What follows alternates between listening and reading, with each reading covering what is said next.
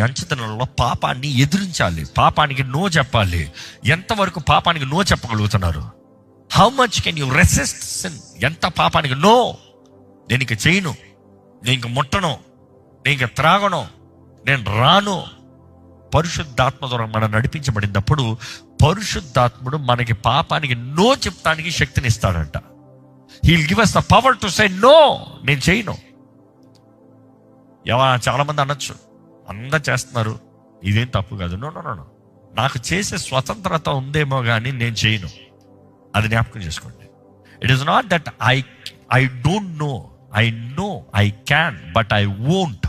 నేను చేయను. ఈరోజు ఎంతోమంది మెత్తని క్రైస్తవులు అంట, మెత్తని క్రైస్తవులు పనికిరారు, దేవుని గురించి నిలబడతానికి రోషం కలిగిన క్రైస్తవులే కావాలి. మెత్తని క్రైస్తవులు ఏంటి తెలుసా?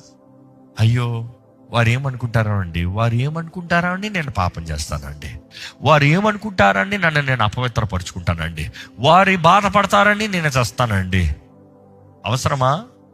నీ వస్త్రము నువ్వు పరిశుద్ధంగా కాపాడుకోవాలి. నీకు అనుగ్రహించబడిన రక్షణ వస్త్రము నీవు పరిశుద్ధంగా కాపాడుకోవాలని దేవుడు కోరుతున్నాడు. Be holy, be holy. ఏది మీ పరిశుద్ధత? ఏది? ఈరోజు దేవుడు మనల్ని పరిశుద్ధులుగా చూడగలుగుతున్నారా? ప్రశ్న జవాబు ఇచ్చుకోవాలండి.